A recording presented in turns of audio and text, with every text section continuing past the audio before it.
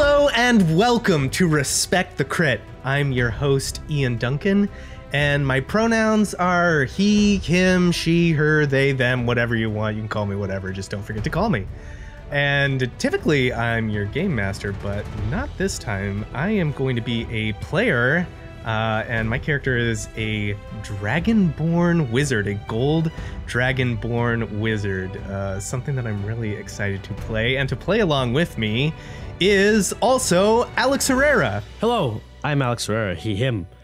I'm gonna be on this fantastical, magical, enchanted journey as a wood elf paladin. Very off type for me because I'm not a big pointy boy fan, but I'm willing to be one. Yeah, I'm not usually an elf guy, but you know, for this adventure, it's what fate chose for me, actually. That's right, and that's like a big part of this game is what the fates decide. I mean, that's kind of like a big part of what Respect the Crit is too, you know. Mm-hmm. So we even have it on our little logo. Yeah, but who else is joining us on this fantastic, enchanted, magical, super fragilistic, expialidocious journey? Yeah. Well, also joining us is Susan Spenader. Thank you, Alex. Really hyped her up. I am Susan. I go by she, her, and I will be playing a white dragonborn bard, which I've always been intimidated by and never have played, but fortunes have told that I shall play it. So. And are you intimidated of playing a dragonborn, or are you intimidated of playing a bard, or the combination? Oh, okay. That's fine. Yeah. You don't have to really sing. You can like tell jokes. Yeah, you could also be like intimidating storyteller. You could be a stand-up comedian. Puppets. What's the deal with airline food?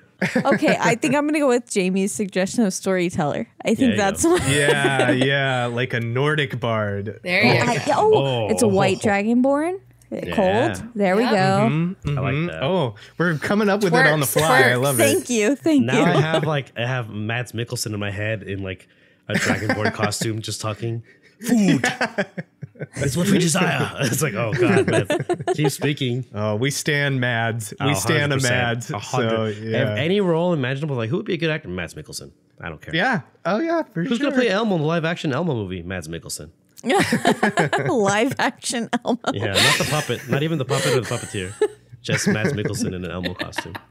And playing everyone else, including possibly Mads Mikkelsen in an Elmo costume, please welcome our game master, Jamie Lee-Bonés. Hello, I am Jamie Bonés, she, her, and I will be your game master, dungeon master. I don't care. I just love the power. That's what you joined the show for. Yes. Screw telling a story and bided my time long enough. Now you're at the top and you're not leaving until this one shot is done. Damn right. Power. Jamie, this is certainly not the first game that you have DM'd, but it is your first game that you've DM'd in a while. Is that correct? Do you want to tell us a little bit about that? I haven't DM'd a game since before I left for California, and that was in 2018. So it's been a few years. In a minute. It's been a hot minute, yeah. So I've got some jitters I'm gonna shake out, but it's gonna be fun. I think it helps that we rolled randomly for a lot of things because it gave me sort of a structure to base the story on, which helped me dip my toes back in. And that's really cool. I like the amount of randomness that you have brought to this game, or as we sort of like talked about in the session zero, like letting fate decide. And you also have like another little like mechanic you're going to be using with the tarot cards that you brought into it as well, right? Yes. So we use the tarot cards to dictate sort of the story, but I felt as though the campaign itself was missing a respect the critness moments. So in order to respect the crit, if a crit is rolled, we'll roll on the crit table, which is associated with some cards that I've pulled from the deck to, again, enhance or decrease the story, whatever card you may pull. Decrease. Abruptly stop it. Yeah. Who knows what you might run into, you know? But that way it just adds another element of who knows what's going to happen. Of fate. I That's like it. super cool. I hope we roll many crits. And in the theme of fate that this is sort of like built around, we also reached out to our listeners and our community to let fate decide the names of our characters. These were the names that were decided upon for our characters. And I guess I'll go first. The name of my Gold Dragonborn wizard is going to be Shiny's 2 Scoops Charizard. Shinies? Shinies, yeah. Oh, like shiny. I get it, like shiny. Yeah, card. like Shiny's 2 Scoops Charizard. And that was submitted by I'm the 7th in our Discord. Nice. Thank you so much. Nice. Some of my favorite runner-ups though were they were like legit fantasy names. There was one, Lucian Blaze Eventide, I think was really cool. Yeah, right? Whoa. That's a sexy name. Yeah, right. And Aurum Luster Scale was also another Yeah, close one. There's definitely But, Ian in the multiverse whose last name is Lusterstone or whatever. Yeah, There's right. no way. There's no way there isn't. Yeah, so Shiny's 2 Scoops Charizard will be my Dragonborn wizard. Susan, why don't you go ahead and share the name of your character as well? Yeah. I am Dactyl, which I love. I voted on everyone else's names, but I did not vote on mine because I didn't want to skew anything. Some of my favorite backups were Raptor Suprema. I love the pun names. I know that like I should be going for fantasy, but it's just like Raptor Suprema and Finis Panache. Yeah. Well, Finis Panache aside, Panache. there seemed to be like a dinosaur theme going through the community in naming your Dragonborn, which was really funny. Let me credit Pterodactyl. That was Pythagonos on the Discord. Thank you. Yes. Yeah. Thank you. And thank you to everyone who voted and suggested names. It was a lot of fun. Speaking of fun, Alex, why don't you share your character's name? My character's name was voted and selected as Enkäg Nito or Enkäg Nito. I voted for that one. I avoided that part of the form. I didn't want to see anything. I didn't want to see any of the names. No I wanted spoilers. To be surprised, yeah. So then I saw it, I think it was on the messages yesterday or today. I forget when it was. Yesterday. And Ian sent out the message. Here are our names. I was like, what the hell?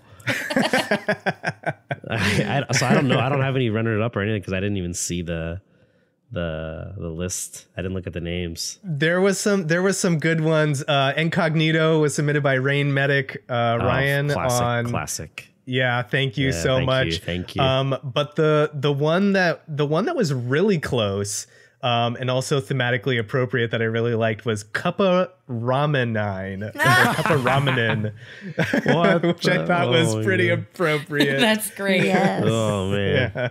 It's funny. Is like in real life, I'm not a big fan of the like cup ramen things. Like I'll eat them; they're cool. Yeah. I prefer like sit down ramen restaurants in real life. I prefer like go somewhere and eat them.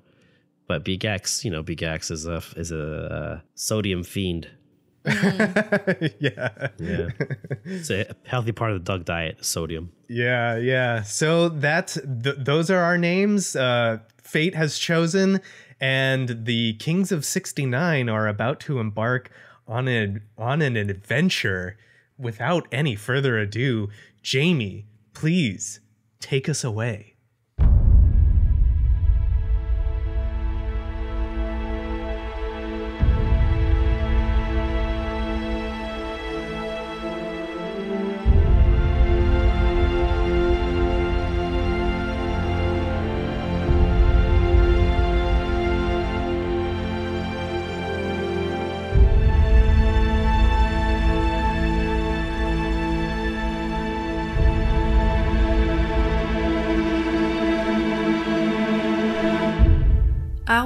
adventure begins on the rocky coast of the Isle of Gios, the kingdom's new settlement bursting at the seams with promise.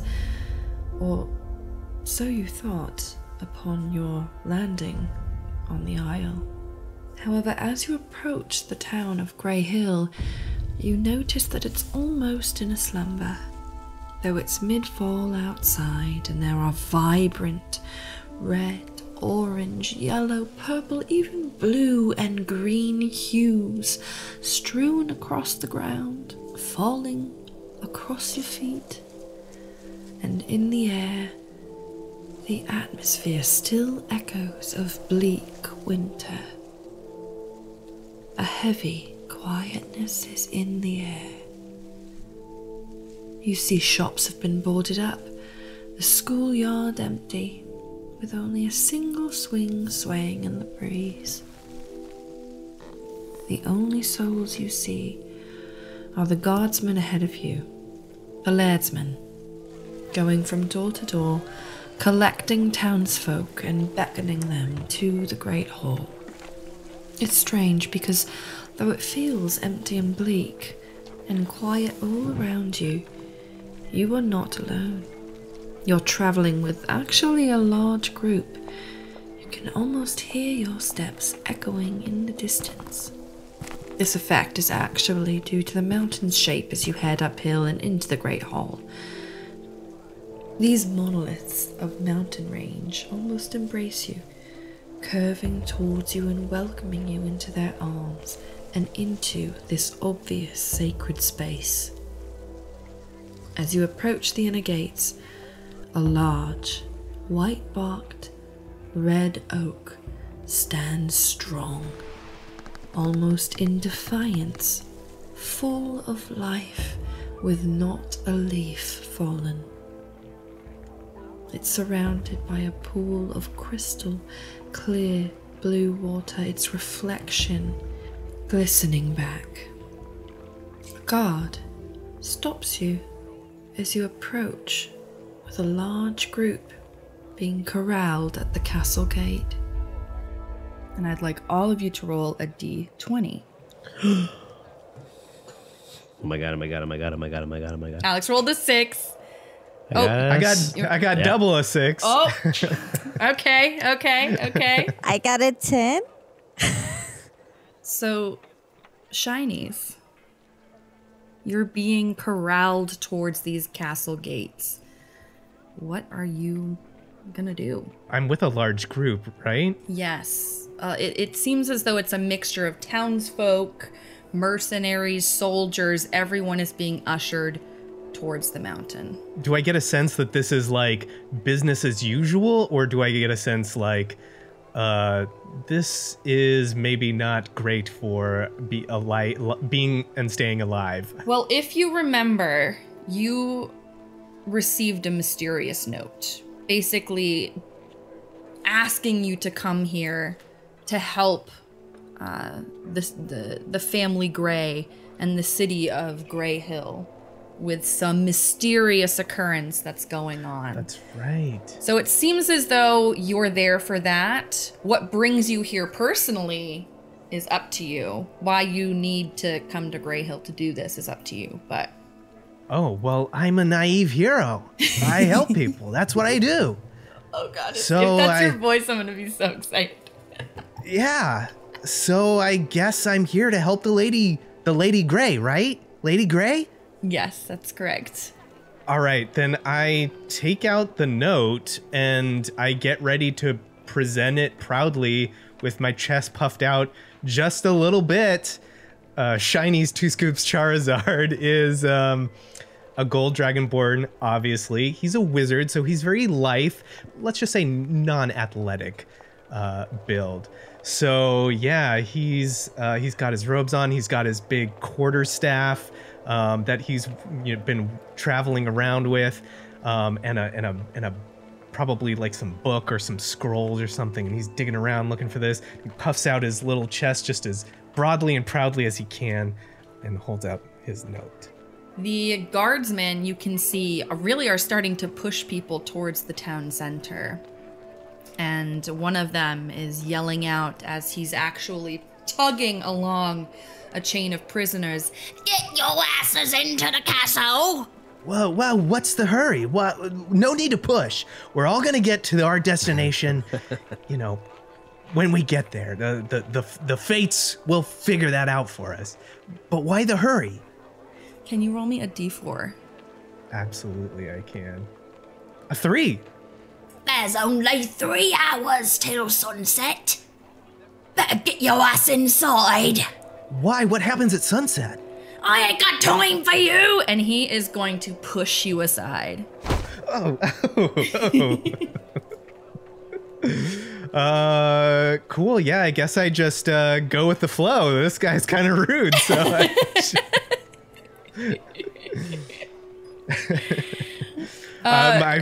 maybe my note gets jostled out, and I sort of go chasing after it, following the crowd.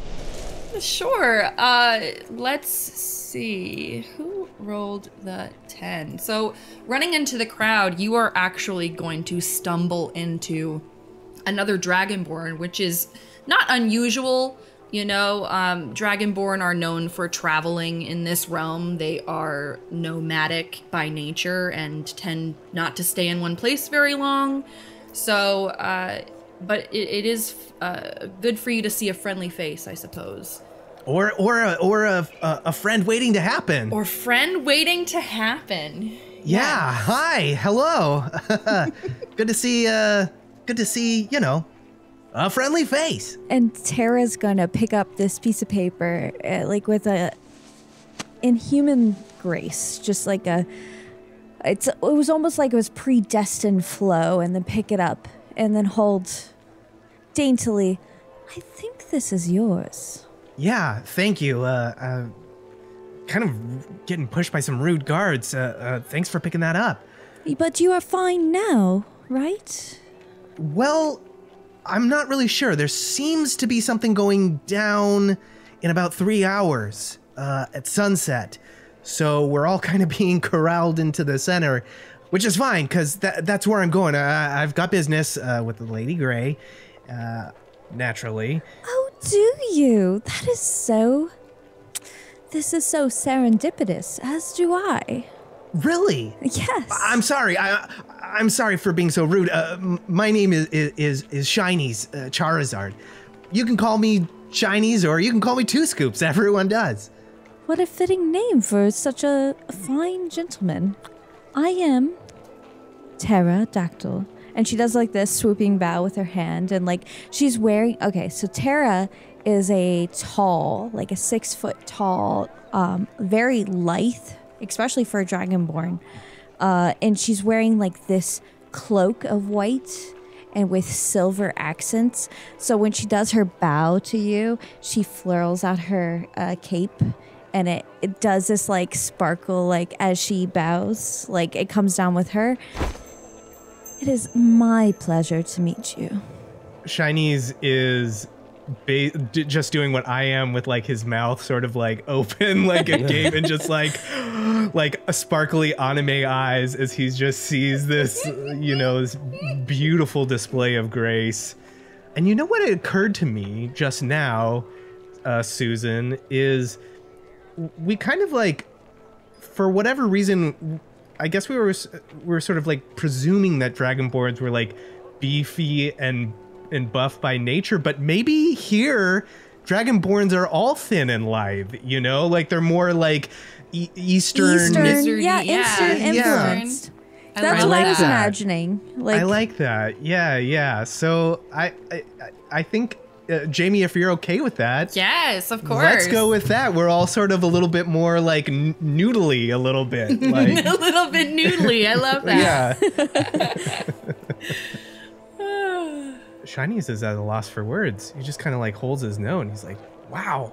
Shall we proceed to the center, as we both seem to have possibly the same appointment? Yeah, it would be great. I always love meeting a soon-to-be friend, as I like to call him. I'm sure we'll be fast friends, young master. And then she'll grab your arm and do that thing where she puts it on your on her elbow. full blush, full red face blush.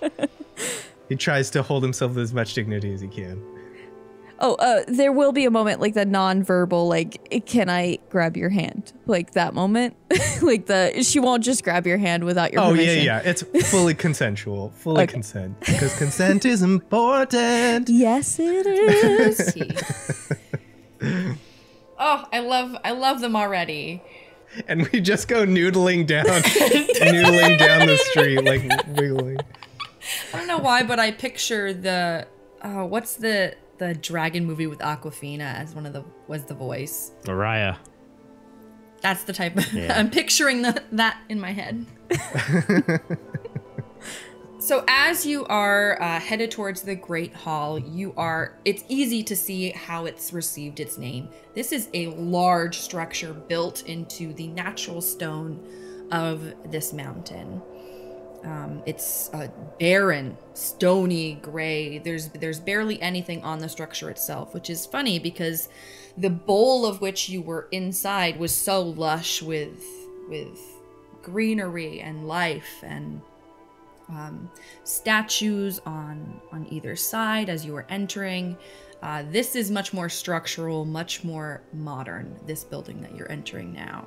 Before you are entering these giant double doors, you're still going to hear those last steps, those singular, almost picked out steps that almost from across the cavern that you make out to be your own, just in the distance. Inside this building, it is very worn, very aged, very dusty. There's a long carpeted hallway filled with guards, nobles, crying townspeople, some children running about. It is very busy in here. And at the end of the long hall are two backed chairs, one with a frail girl and a lady sitting almost tending to her, ready and waiting for everyone to get inside so that they can address the court. As the doors close behind you, a quiet staunchness is going to enter the room as everyone's eyes are drawn to this frail, sickly girl. It's almost uncomfortable to look at her because something so young should not be this close to death. The woman tending to her is going to stand and address the court. She has very tight-fitting clothes of regal blues, and her hair is immaculately kept, very different than her surroundings within this great hall. She approaches with a stern look and is going to address the crowd before her. Some of you are here by choice, and some by chance of redemption. Oh. And who has not rolled for me? Alex, can you roll a D100, please? D100? Is that even a real thing? I got it. It is a real thing. Does that even exist, bro? I think that's a 20. 20 are dead and more wounded. We are terrorized by the specters of the past, and we know not who or why they have come. Only that they have tormented and punished their victims until inevitable death. At this point, the townsfolk are going to start rising up. They are aware of the situation, and so far have not heard a resolution from the Laird. We've tried every known cure, but nothing eases any symptom, hallucination, or spasm. And it does nothing but progress. The attacks seem random, but we know it has something to do with whatever is inside the mountain. If you have an ounce of bravery, we beg of you. We've sent word to the mainland, and there is no beacon of hope for us. Please. And she is going to look out towards the crowd. Alex, what is your response to this? This is a lot. Enkäg. I believe, since everyone is pretty much lithe, given my statistics, I'm a slightly beefy boy. Enkäg I guess amongst the crowd, he kind of just looks to his left, looks to his right. He's a wood elf, so he's got the pointy ears, but he's got a kind of a, I would call it almost an olive complexion, not like a pale skin like his fellow kin. Wears very heavy, it's got the chainmail on, the classic heavy boy clothing, big boots. I would say the big difference is that he has a cowl over his face. Not shaped like any animal, as much as I'd want it to be. It wouldn't make much sense, but more like a bandana with just the open. Think of Daredevil season 1, Netflix show, but with eye holes because I'm not blind. He would look to his left and to his right, then kind of have this face of like disgust as no one moves, and he'll step forward and he'll nod and say, "Your Highness, I would take this burden." And very dramatically get down on one knee. In that moment, as he's looking left to right, Enkäg is, and then walks forward, in like pan towards Tahra and Two Scoops. Tara's gonna pat Two Scoops on her elbow. I believe this is our story being written, boy. Maybe we should go forward. Oh, that's her? Oh, okay, yeah. I will also take up the call. Your Lady Grey, I, Shiny's Two Scoops Charizard, will take care of whatever ails your city. I will rise to any challenge that is affecting your people and undo this malaise upon your livelihoods. And Two Scoops drops a knee next to Enkäg and like turns his head and gives Enkäg a wink. He's not even looking at him. He's just, his head is down. He'll hear you kneel down and he can hear the wink. He can feel it. All you'll hear from him is just like, it's like a growl, like a guttural, feral growl. And then you hear from the crowd, "As will I." Tahra slinks forward, barely brushing past people. Like, she doesn't push anyone out of the way. She finds her way through the crowd. And then a flourishing, like a hand movement, doing that, like, rolling of the hand as she gets down. "My lady, I'm here to serve and find my story."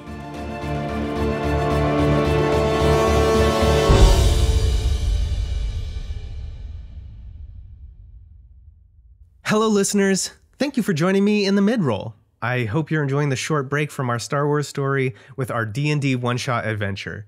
We're planning on running Ghosts of Grayhill through March and April with a wrap-up conversation when the one-shot is done, and we'll likely finish releasing episodes for it in May, when we'll get right back to Empire's Edge with Elo, Bigax, and Zalora. I wanted to use the mid-roll this week to address the increasing amount of anti-trans and anti-LGBTQIA+ bills and legislations in the United States. At the time of this recording, there are 384 bills in 39 states and proposed federal legislation, ranging from denying trans youth gender-affirming healthcare, criminalizing trans people, drag bans, sports bans, bathroom bans, and don't say gay bills attempting to erase LGBTQIA+ identities from classrooms, education, and civil discourse. The number of these bills is up by double from the previous year in 2022, despite the fact that according to Pew Research, most Americans favor protecting trans people from discrimination. This rise of hateful legislation signals that the Republican authors and sponsors of these bills have nothing to offer on issues of policy or governance, and instead prioritize the attack and genocide of vulnerable and marginalized U.S. citizens. Fortunately, only about 10% of these bills are passed, due to vocal advocates and organization of LGBTQIA+ communities, allies, and informed citizens and voters. Several of these bills were stricken down strongly in Republican-led states like Wyoming and Arkansas, due in large part to the number of people showing up, speaking out, and testifying against this legislation. These victories are great news, and it means that organizing collectively, showing up, and speaking out work in helping to deliver a community's message about human rights. If you live in one of the states proposing any of these anti-trans or anti-LGBTQIA plus bills, I encourage you to help organize with local advocacy groups to go to these proposed bill hearings and speak out against this hate. Demand dignity for all LGBTQIA plus people and youth, and demand your lawmakers focus on more constructive policy that benefits all members of your community. You can find a comprehensive list tracking the proposed legislation by state, the lawmakers who sponsor it, and its progress via a spreadsheet from erininthemorn.substack.com. Erin is an incredible and vocal trans woman advocating for LGBTQIA+ rights. And she has done the incredibly daunting task of putting this info and updates together to track these bills so that you can show up and speak out against them. I suggest following her on TikTok, Instagram, and Twitter at @ErinInTheMorn, and of course on her Substack to continue to get information and updates. You can also track these bills at ACLU.org to learn what bills are active in your state and find out their status. Links will be provided in the notes of this episode and in our Discord to make it even easier for you to find this information.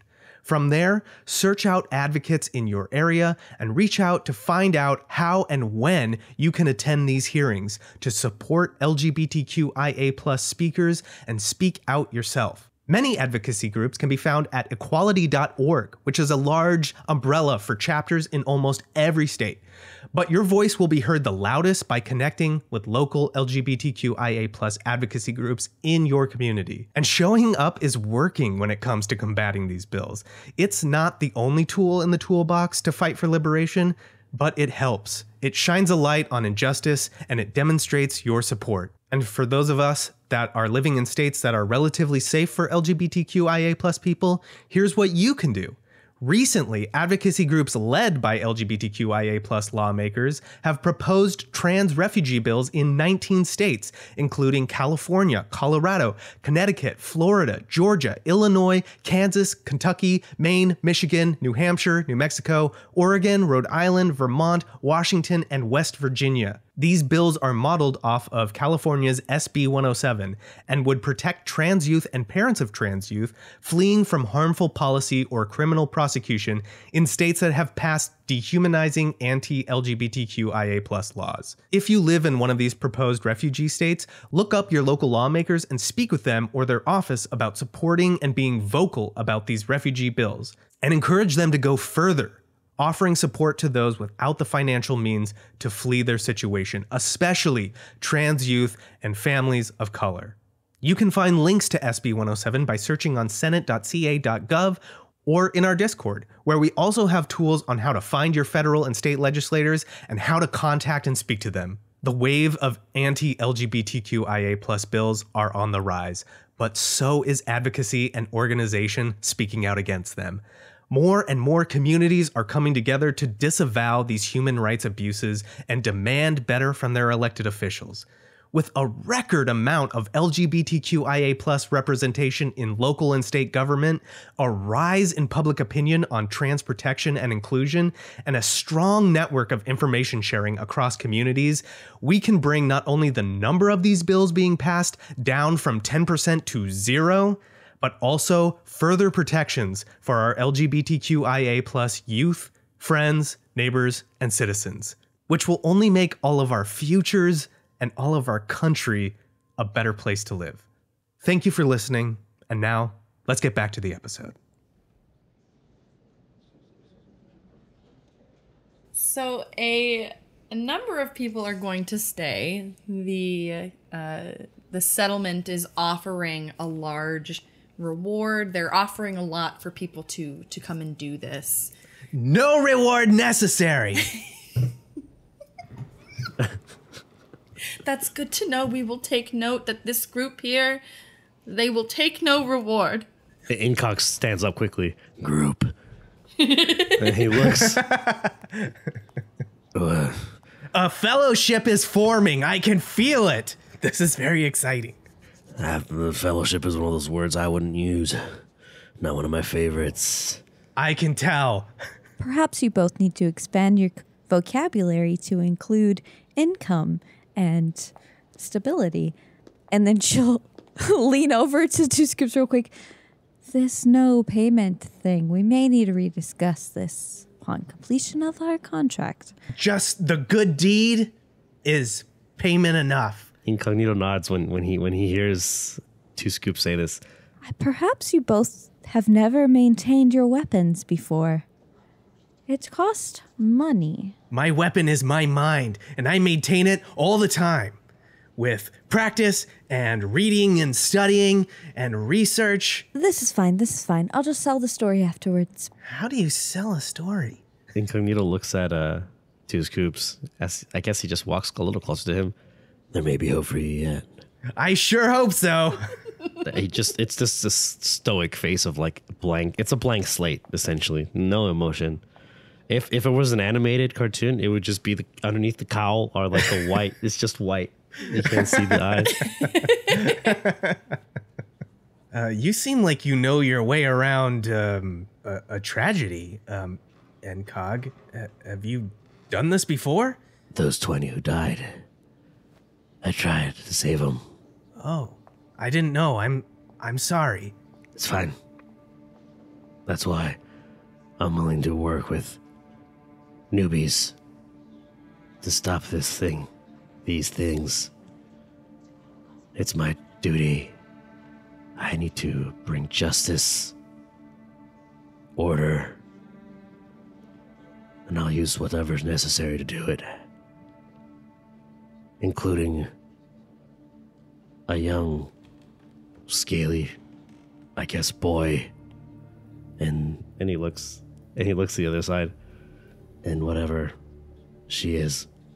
As she's taking notes. Yeah, he doesn't know. He has no idea. He's like, I don't know what your professions are, but can we see any of them on her person, instruments or anything? Yes, there is a pair of bagpipes on her back.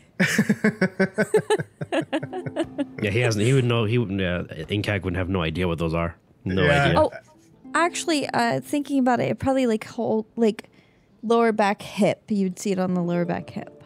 Underneath. Yeah. Underneath your armpit. Yeah. So she could pull it up. Well, maybe, together in our fellowship. No, change the word. Our clutch, our egg clutch hood. I don't know what that is, so you get away with it. Well, that's what we would use as dragon. But you know what? Don't worry about it. You're officially a part of our clutch now. Maybe together now as a clutch, we can prevent other people from dying. I can agree to that. Well, this great hall is going to empty out pretty quickly because everybody that's left are people that intend to take on this quest. So everybody's pretty much left because there is a strict curfew that you need to be indoors by sunset. I'm guessing we can't stay here, right? That is correct. Can I get everyone to roll perception for me?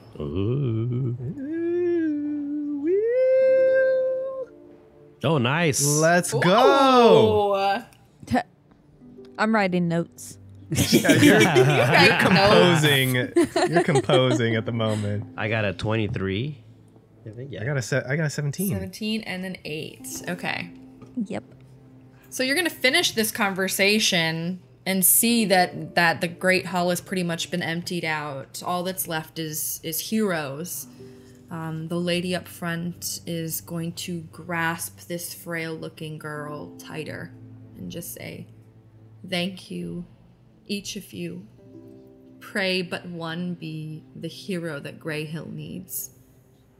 And she is going to take this frail girl and retire before a larger gentleman gets to the front and begins to sort of set up some sort of station for the heroes who are taking this on. I would think Enkäg looks at the ones who are remaining. Do any of them look like people he might have seen when he's doing his patrols, quote unquote? Oh, you're like crime patrols? Yeah. Your crime patrols? Yeah, any of these guys thugs? Any of these heroes bandits in disguise? Right? Oh man, these are times I wish we still had Streetwise. But well, let's see, what kind of role would that be? I can give you a perception or Perception works. Yeah, if you want to Okay. do perception. Yeah, it's +5. First time character. Oh, Plus that's 5 nice. perception. Oh my god. Whoa, that's a crit, and we must respect the crit. We must respect it, Okay, which so what I have means to it do. is going to activate our critical roll table. So, Alex, can you roll another d20 You before got we it. get into what you notice about the group that's left? That'd be an 18, Jamie. An 18. Okay. Now, for some of these, they may happen right away. For some of them, it may take something to happen for it to occur. Right. But let's see. 18. Oh.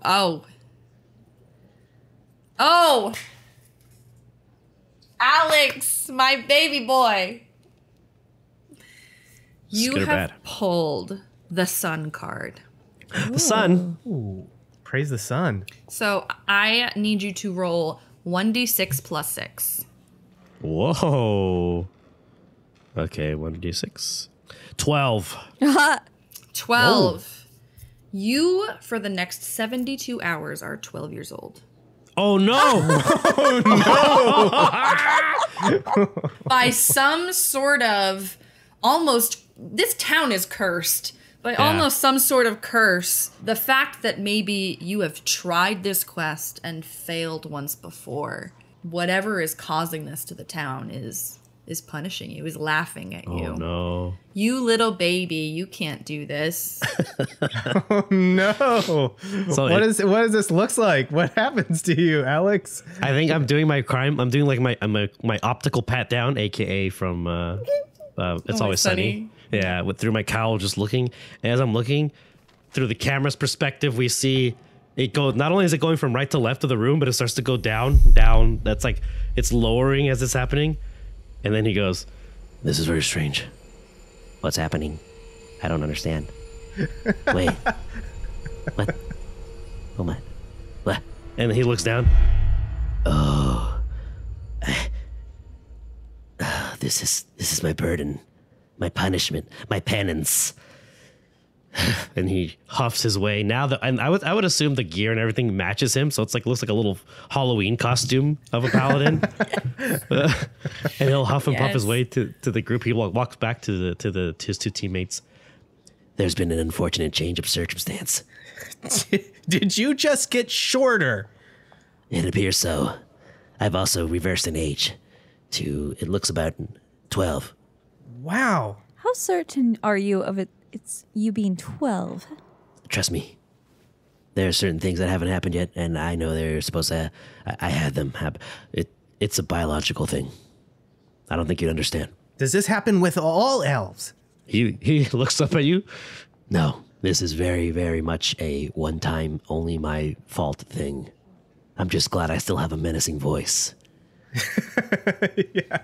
You You thought you were gonna have to do just one voice being sick, and now you're like, I have this second. Oh, yeah. It's a higher pitch. Don't get me wrong. It takes some effort to get to this one. well, just stay comfortable. Do what's Yeah. Fine, no, Yeah. it's not that bad. I just imagine what a little kid trying to make a Batman voice would sound like. Yeah. I think you nailed it. Yeah. Well, you did roll a crit. So despite the fact that you're 12 years old, let me tell you a little something about the Yeah, group this was around on you. a natural This- 20. this This is is on a the nat good 20. one. This is a good one. On a perception check, I got turned into a 12-year-old. And you rolled an 18, so it is very random. Grayhill is a punishing mistress. So you aren't actually going to recognize anyone. This looks as though it is a new batch of fighters, mercenaries, heroes, thugs, some prisoners that have chosen to fight to get their freedom, have stayed. One did stupidly try to escape, but he was just beaten up by that asshole guard from earlier. Got it. So none of my previous captures or No, fights. no. Cool. No. But looking around with a natural 20, you will see that there are some natural divides within the group that's left. There's a little quiet, reserved group of elves who are obviously a fellowship, a female ranger, a paladin, and a fighter that seem to have glommed together. And then there's 2 halflings and a dwarf that seem to have glommed together, along with a few other solo fighters who've decided to sort of break the system and say, no, you're not putting me with anybody. I got this. But there are about, let me roll for it to see how many other adventurers are going to be there. There are 11 other participants. Okay, so when I do my scan and after I realize that I'm 12 years old, I return to the group and I say, I don't think we're going to have any problem with any of these groups. I mean, you got short stacks over there. No big deal. You got that nice group of ladies. And then the elves, pushovers. Nothing like me. Yeah, there's definitely nothing like you. Well, this isn't a competition. This is a cooperation. No, you're wrong. You're wrong. You're wrong. How? Because you figure that I failed once already, and if I want to become, I'm guessing, full size again, I'm going to need to win. Oh, this is a result of what's going on. You're from here. Yeah, this is my turf. So you're affected too. That means we could be affected. Oh, yeah. Hopefully we don't have this effect. Yeah, it'll be probably worse for you. You're not as strong as I am, so you might, grow 5 tails or something. Well, that would actually be a great thing for Dragonborn. But don't worry, because I am one of the greatest wizards, and I have just the spell that is going to fix you. Don't worry. Well, you're a magic guy. Yeah, I just said I'm one of the greatest wizards. I'm not a big fan of, pulling rabbits out of hats. Well, you will be a fan of this spell, trust me. Can I cast this on you? Depends, what are you gonna do to me? I am gonna make you turn back into the way that you were. Oh, how do you think it's gonna work? Go for it. All right. Thank you.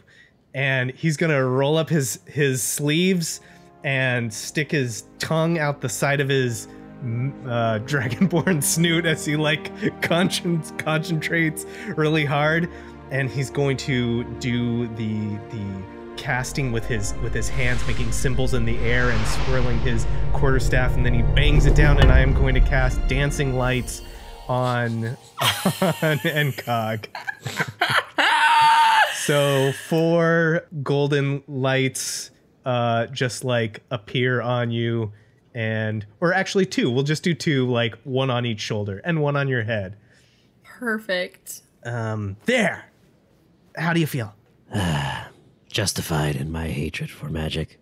Okay, maybe I said the word wrong, huh? Okay.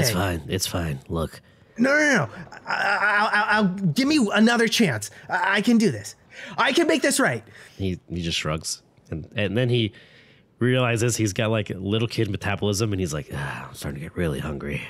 It is funny that you say that, Alex, because as soon as you do this spell, Shiny, you are going to garner some attention. Uh-oh. Oh, okay. Yeah, magic in Grayhill is just very rare. In the realm generally, having any magical ability is quite spectacular. So when you say you are the most powerful wizard, people, you've got some... It's because I'm the only wizard. You may be the only one. I'm the best mechanic in town because I'm the only mechanic in town. Right? It's like when Gandalf did the little sparkles for the hobbits, and they were like, whoa! Right, yeah. Okay, cool. All right, yeah. Yeah. I did not lie. Well, this station up front is pretty much set up. There is a long wooden table, a stack of papers, blue sheets, a box of satchels, and this large man, and a line now of these heroes. It looks as though they are taking turns either getting the information they need, but they are signing some sort of contract. And I think Enkäg would he looks at Tahra. Hey, you look like you're pretty good with a quill. I think you should be our, I guess, information captain. Our lawyer, our paralegal. Yeah. I feel that my lack of education just got worse as I went backwards, so I'm pretty sure I'm no good in that stuff. I have been known to take on reviewing contracts before, so I will request a copy but not sign it right away because it is a fool's errand to sign a contract you have not read. See, I had no idea about that. That's exactly why I think you're the right person for the job. I will take this on for us. I will go venture forth and grab 3 copies. Do not sign it until I have told you the contents. Nah, we'll back you up. When they see us behind you, they won't even try to pull any fast ones on you. I'm very menacing. Says the 12-year-old. Yeah, like oversized clothes. Cape, yeah. Yeah. I mean, I buy it. I think so. I'm sure you are, young masters. Let me go grab our contracts for review. Tahra will get in line, and she will not sign it until she reads the entire contents of the contract. This is Susan coming into D&D. You have to put a little bit of yourself in each character, right? I've never gone the paralegal route before, so I know. This campaign has turned into Law and Order campaign. Turns into real life. Tahra, can you roll me a perception check, please, as you get closer and closer to the front of this line? yes. My rolls haven't been great, so let's see how this goes. Oh, 20. Ooh. A dirty 20. The line's going pretty quickly. It doesn't seem as though people are dawdling much. They're not reading the contract, obviously. It's a hefty amount of paper. They are not reading this thing. But the gentleman sitting at the head of this table is an older gentleman, but he is large and big-boned, muscly man. Very salt and peppered hair. He's got this bristly beard, and has probably been working for this family for a long time. You can see the lines of age on his face, and that maybe he is in a little bit of pain from standing too long during that whole speech that the Laird did. Now he sits on a bench in front of you. Relatable. 100% relatable. He's been standing up for about 30 minutes. It's time to sit down. Experiencing back and knee pain. Yeah. 100% relatable. Dr. Scholl's insoles in his boots. It's Commissioner Gordon. Treat him nice. And Tahra, as you get to the front, he is going to look up at you. Oh, a dragonborn. Interesting. Well, take your voucher. Your satchel here that's got your basic necessities. And you can use the voucher anywhere in town. We don't have much in the way of gold right now, so there's a lot of stuff that's closed down. But the cavern entrance is right over there. The cavern to where, sir? Well, we know that it must be coming from inside the mountain, whatever these orby ghost things are. I've never seen anything like it in my time. But we know that it's coming down from there because it seems as though the afflicted keep wanting to go inside the mountain. That's interesting. This contract, and she heaves it up, and like that flopping sound paper makes as you lift up a bunch of like stacked paper. May I take some time to review it and give it back to you upon signature? I mean, you've only got 3 hours till sundown, but I suppose that's fine. You ain't taking these vouchers, though. I'm a quick reader, I assure you. And he'll give you a solemn nod as he ushers the person behind you to hurry up. And true to her word, I will read it. I'm going to take some liberties as fast as Susan can, and I could knock out like a 400-page book in night. So So a terms of service It's not that contract big. is going to be nothing. Nothing, Yeah. bro. It's an IKEA fucking instruction manual. You got it. just so we don't have to like miss sundown, I'm gonna like insert Right. myself again into this, the reading a contract and reading it quick. Okay. I mean, I suppose just a base intelligence roll if you want to see if you can understand the jargon. Oh, okay. Hell yeah. On my screen, it's a 4, but then in the roller, it's an 18. So I'm So what you're going to garner from this contract basically is that in order to get this voucher, which is good for anywhere in town that is currently open, not due to closure, due to curfew or lack of employees because everybody's dying. But in order to do that, you have to promise that you are going to go into this mountain and help the city because the city doesn't have much for funds. So the fact that they got the businesses to say that they would basically give them a free gift card is a big deal. It's the businesses were basically told, hey, wanna not die? Maybe you could give us a $50 gift card to your store and we can entice some heroes to come and help us. Impossible. Capitalism would never fail. Tara relays this to her fellowship. This contract seems to be on the up and up. I would suggest you sign it. Okay, great. Yeah. And what's a voucher for? For any store in town, we have a certain amount of money that we could get goods. Okay, second question. What does voucher mean?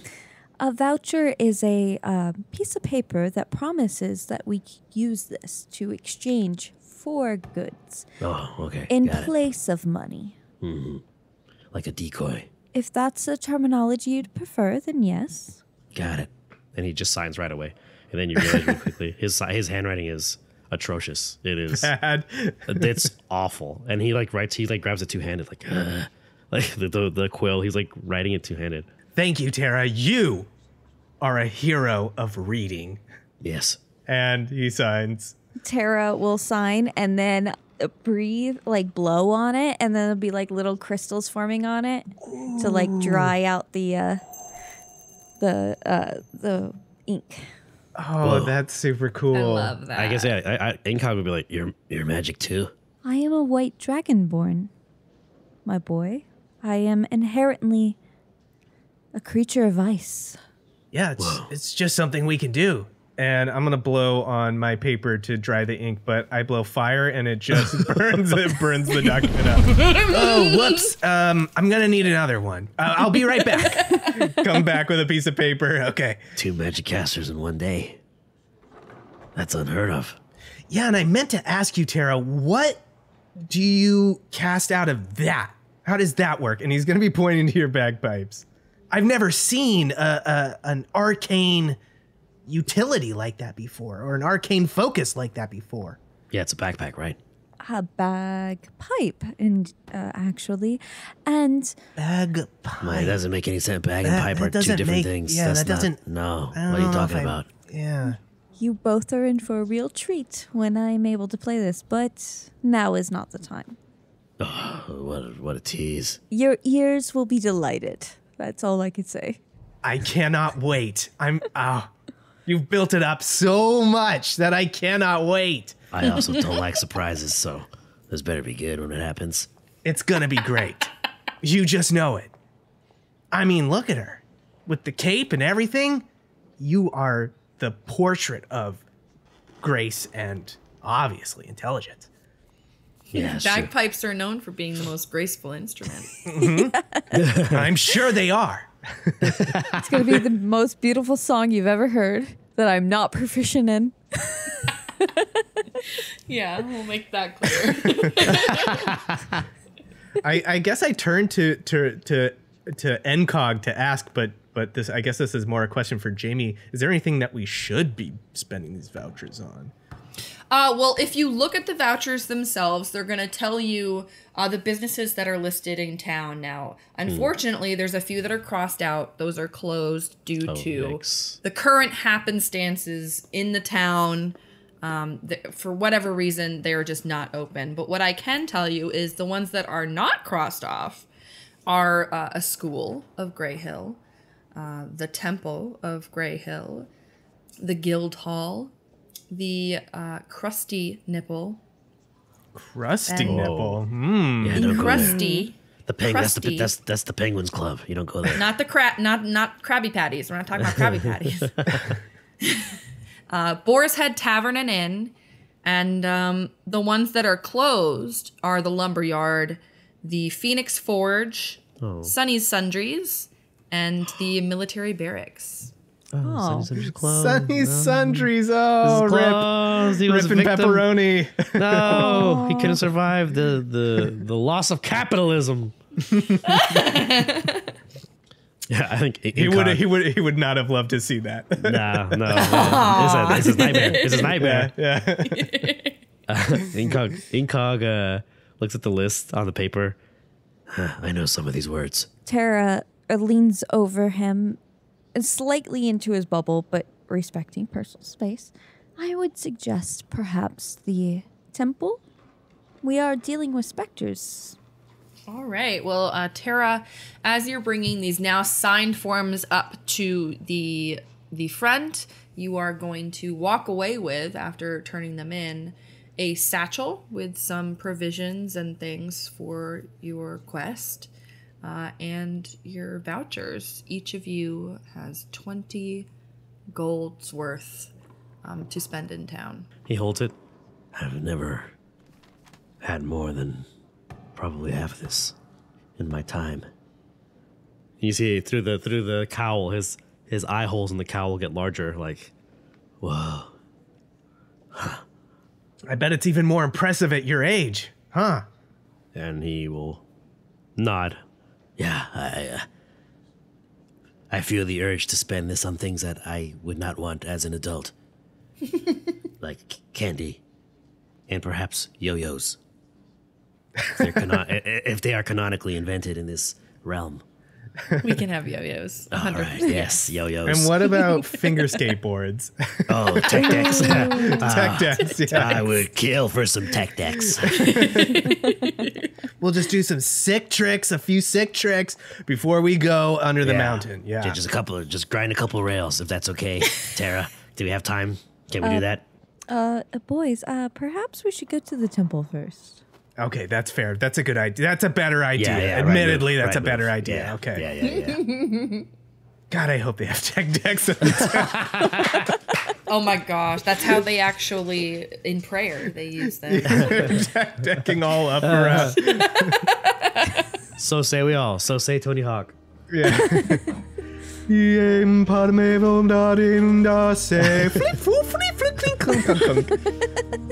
by the word of kickflip.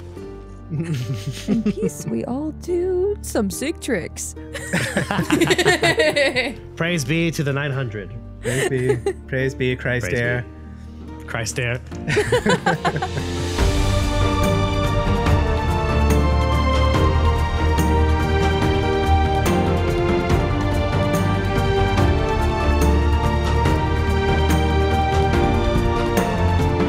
Thank you for listening to this week's episode of Respect the Crits, Ghosts of Grayhill. If you like what you heard, please consider supporting us by leaving a 5-star rating and review on Apple Podcasts or whatever platform you use to listen. It's easy, free, and helps others hear about the show. For more information about the show, visit @RespectTheCrit on Twitter, Instagram, Facebook, and TikTok, or come join the community in our official Discord. Incognito is played by Alex Herrera, who you can find on Twitter @AE Herrera or on his Twitch channel, WadeWolf10. Pterodactyl is played by Susan Spenader, who you can find on Instagram @SuzLaluz. Shiny's Charizard is played by me, Ian Duncan, and you can find me @idunks on Twitter and Instagram. Our Dungeon Master is Jamie Lee-Bonés, and you can find her on Instagram and TikTok @JamieMFBones. The music in this episode is provided with license or permission by a variety of talented artists, whose info and credits can be found in the episode notes. Please support them by visiting their platforms to hear more of their work. Dungeons & Dragons 5th edition is published by Wizards of the Coast. And remember, whatever the system, whether it's a miss or a hit, you always gotta respect the crit. Thank you for listening, and may you heal that which haunts you.